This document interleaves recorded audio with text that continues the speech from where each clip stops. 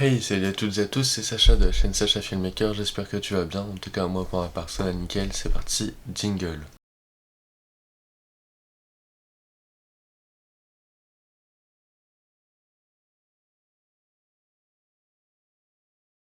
Dans cette vidéo, à peu près comme chaque année, je vais vous montrer mon nouvel appareil photo. J'ai encore changé, mais là je garde le GH3, enfin je garde mon ancien. Donc d'abord, je vais vous expliquer le GH3, enfin j'ai eu des petites histoires avec. Le GH3, c'est ma caméra principale, enfin ma seule caméra que j'avais jusqu'à ce moment. Et au mois de février, elle m'a lâché, enfin mon premier boîtier GH3 m'a lâché comme ça, sans aucune raison. Donc j'ai économisé, j'ai racheté un GH3, puisque franchement, enfin, pour le prix, tu peux l'avoir à 200 € si t'as une bonne affaire. Franchement, ça vaut le coup. Du coup, là, le GH3 est très bien, tout ça. Mais j'ai plus un œil photo que vidéo. En général, et quand je vais en vacances, je fais que de la photo et pas de, enfin très peu de vidéos. Je me suis dit, ce serait bien aussi un jour d'avoir un second boîtier, soit un deuxième GH3, soit un GH4, soit totalement changer de marque. Et mon frère s'est acheté un Fujifilm X Pro 1. Et j'avais un Fujifilm à un moment, je vous mets l'affiche là ou là. J'avais un Fujifilm à un moment et il m'avait entre guillemets déçu parce que tout le monde parlait des couleurs Fujifilm, tout ça. Moi j'étais content parce qu'on pouvait utiliser les photos sans les retoucher par rapport à par exemple le GH3 ou le G80. Le Fujifilm on pouvait utiliser les photos sans les retoucher et ça c'était quand même bien. Mais forcément il n'y avait que les simulations de films de base et enfin, à ce moment là c'était pas encore la mode, enfin tu voyais pas ça sur tout YouTube. Donc il y avait que les Provia, Astia, Velvia et Monochrome et Sepia. Donc franchement, il y avait rien à en tirer de cet appareil. Donc j'avais pas été forcément très convaincu par Fujifilm à ce moment-là. Sauf que mon frère ayant acheté le X Pro 1, qui là est un appareil photo hybride à objectif détachable, alors que mon ancien c'était un bridge. Il s'est acheté un X Pro 1 avec un 50 mm 1.2 et là j'ai essayé une fois et ça m'a convaincu d'acheter un Fujifilm pour mon prochain boîtier. Parce qu'au niveau des couleurs, en fait, on n'a pas besoin de retoucher les photos.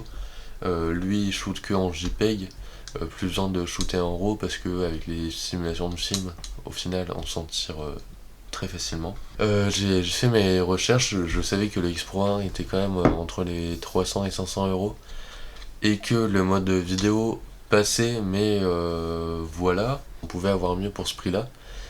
Donc au début, je m'étais fixé le même budget que pour le GH3, c'est-à-dire 300 € maximum. Donc je regarde et je vois que le XT1 est disponible entre les 250, 300, 350 € de budget. Donc je me dis, c'est nickel, tout va bien. Je vais partir sur celui-là. Et en fait, en vidéo, on était assez limité. Enfin, c'est un peu comme le X Pro 1. Enfin, on n'avait pas de 4K. Bon, ça pour l'instant, je m'en fous un peu. Sur le GH3, il n'y est pas. Et donc, pas de 4K. Et je crois qu'il n'y avait pas de 60 images secondes. Donc, ça, c'est un peu plus embêtant. Je l'utilise pas beaucoup. Mais c'est toujours mieux d'avoir un ralenti au cas où un client ou même moi-même dans une vidéo en a besoin, c'est toujours plus confortable que d'utiliser l'intelligence artificielle sur Resolve. Il y avait ça et il y avait que les réglages manuels étaient pas très poussés. Enfin, au final, on pouvait quand même. Enfin, moi, j'aime bien me faire plaisir sur l'étalonnage. Et en étalonnage, on pouvait se faire un peu plaisir, mais pas tant que ça. Enfin, c'était genre 35 mégabits, enfin 35 ou 50 mégabits par seconde. Là, je suis à 70 sur celui-là. Donc, enfin, ça change et j'aurais pu avoir mieux, mais je voulais quand même un Fujifilm. Donc voilà, c'était pas encore le temps d'avoir l'argent. Enfin, j'avais pas encore ramassé tout l'argent pour ça. Et je me suis dit, tiens, je vais regarder le modèle de dessus, le Fujifilm X-T2. D'abord voir les capacités, si ça vaut le coup, et après je regarderai le prix d'occasion, parce que, enfin, en neuf, je crois, je sais plus s'il est encore produit, mais en tout cas ça va coûter une blinde. Donc je regarde et je vois qu'il y a de la 4K en 60 images par seconde, il y a du log, il y a du 120 images par seconde, il y a des simulations de films, surtout la simulation de film classique Chrome, deux cartes SD qu'on peut mettre à l'intérieur. Franchement, il y avait tout ce qu'il me fallait. Un mode vidéo dédié. Il y avait rien d'autre à demander de plus. 100 mégabits par seconde aussi. Donc, au niveau de la vitesse d'écriture, il est mieux que le GH3. Une meilleure rafale que le GH3 et 26 mégapixels. Ce qui fait que en fait, c'était un appareil photo qui valait vachement le coup. Donc pour entre guillemets financer cet achat, j'ai revendu mon BMX Race que je vous avais parlé, je vous avais dit un jour je vais vous faire une vidéo avec mon BMX Race, au final je l'ai jamais faite. Donc je me suis dit je vais revendre ça et au moins j'aurai l'argent pour m'acheter un Fujifilm X-T2. J'ai quand même mis 2 mois entre tout l'argent que j'avais et aujourd'hui où je l'ai.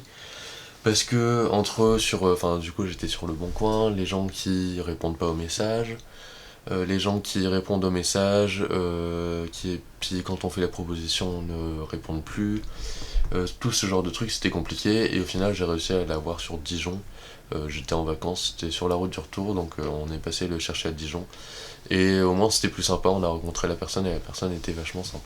Donc vous l'avez deviné, j'ai acheté le XT2 sans objectif parce que je compte toujours garder, enfin là c'est la bague d'adaptation pour le Lumix, mais j'ai commandé, normalement ça arrive demain, une bague d'adaptation pour Fuji, comme ça je reste sur les optiques Canon que j'adapte, donc des optiques vintage bien sûr, parce que sinon ça coûte cher. Je vais pas mettre le prix que je mets dans une optique alors que je vais l'utiliser 3 fois par an. Donc le voilà, la boîte du Fujifilm X-T2. Aussi un truc qui m'a un peu convaincu chez Fujifilm, une genre de famille, alors que quand t'es chez Canon, chez Lumix ou chez Nikon ou les autres marques, il n'y a pas une sorte d'appartenance, on est fier sans être fier d'avoir un appareil photo. Alors que là, quand on est chez Fujifilm, on est fier d'être chez Fujifilm parce que ça a une certaine prestance. Le boîtier est beau, franchement ça fait plaisir à voir et à avoir en main aussi le Fujifilm. Déjà aussi au niveau de la boîte, c'est beaucoup plus plaisant. Donc là, d'occasion en ce moment, un XT2 faut compter environ 500 € boîtier nu. Juste la boîte. Genre super sobre, super classe, franchement, j'aime bien. Je l'ai déjà déballé, je l'ai déjà utilisé avec l'objectif de mon frère, mais j'attends d'avoir l'objectif, enfin mes objectifs dessus. Je vais pas vous faire un unboxing détaillé, on s'en fout un petit peu.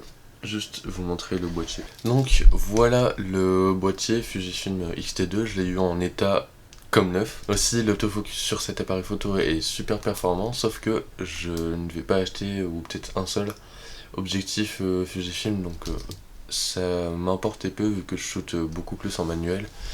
Et que l'intérêt d'un Fujifilm c'est vraiment avec les molettes du dessus, donc là c'est les ISO, là c'est la vitesse d'obturation, et après en général sur l'objectif on a l'ouverture. L'objectif d'un Fujifilm en général c'est un peu un retour à l'argentique avec tous les avantages du numérique. Prendre le temps, tout ça par rapport à enfin, l'expérience de shooting avec un Fujifilm est beaucoup plus plaisante qu'avec un autre appareil. Le viseur dedans est super grand, enfin, il est super grand par rapport à mon Lumix GH3 qui est vraiment pourri. Les couleurs sont pas définies, il est tout petit, on voit que dalle, enfin voilà. Lui franchement super. L'écran, aussi un truc que je voulais avoir, c'était un écran, je voulais pas un écran fixe, je crois sur le XT1 il y a un écran qui fait ça, mais vu que je fais beaucoup de photos en portrait et en contre-plongée, en fait il y a le système comme ça. L'écran il vient se mettre comme ça, donc on a une vision sur l'écran quand on fait des photos en contre-plongée. Et il est toujours sur charnière, hop, comme ça, donc là je ferai bien attention à le protéger. Double carte SD. Si vous voulez filmer de la 4K en log, tout ça, je vous conseille de prendre 2 cartes au minimum. 2 cartes 64 Go avec un 150 mégabits par seconde. Au moins vous serez à l'aise et vous n'auriez pas de problème de stockage. Parce que je pense que ça bouffe vite. Là sur mon GH3, à chaque fois que je suis en concert, je suis à 40 Go de fichiers. Et je suis pas en 4K et je suis qu'à 70 mégabits par seconde. Donc avec celui-là. Donc je pense aussi, comme vous l'avez deviné, ça va devenir ma caméra principale. Parce que forcément c'est beaucoup mieux que le GH3. Donc maintenant le GH3 va devenir ma caméra secondaire. Donc surtout sur du concert. Donc le concert, ça vous les voyez pas. Parce que c'est un peu personnel. Au moins, il n'y aura pas une trop grande différence de qualité entre le GH3 et le XT2. Parce qu'en fait, entre le GH3 et le G80, il y avait une différence qui était déjà pas mal. Donc, si j'avais GH3 et XT1, ça revenait à peu près au même. Sauf que XT1, j'avais les couleurs Fuji. Et j'allais le laisser sur trépied. Alors que celle-là, là j'attends aussi d'avoir un peu d'autres sous pour acheter le grip. Parce que le grip débloque la 4K pendant 30 minutes, la rafale à 11 images secondes en shutter mécanique. Donc franchement ça aide. 120 images secondes pour l'écran. Pour shooter en interne, sans le grip, on peut shooter 120 images secondes. Ça, j'ai pas essayé encore. Et franchement, pour l'instant, j'ai fait quelques photos et faut aimer le style après. Style pellicule, comme je l'ai dit, retour à l'argentique. Je vais vous mettre des exemples à l'écran de ce que j'ai pris pour l'instant. Mais en plus avec ça, mon frère il a un filtre de diffusion, donc c'est vraiment un style spécial qu'il faut aimer, mais ça rentre dans le style argentique Fuji. Il tient bien en main, il est assez lourd, mais la petite poignée supplémentaire quand on a juste le boîtier serait pas mal, parce que vu que j'ai des grandes mains, ça va encore.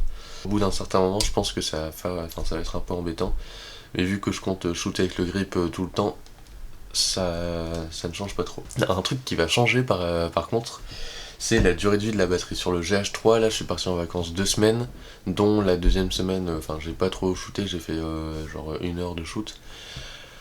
Sur les 2 semaines, j'ai utilisé qu'une seule batterie, il y a toujours de la batterie. Sur celui-là, j'ai shooté un jour, j'ai fait style 100 photos, et il n'y avait plus de batterie.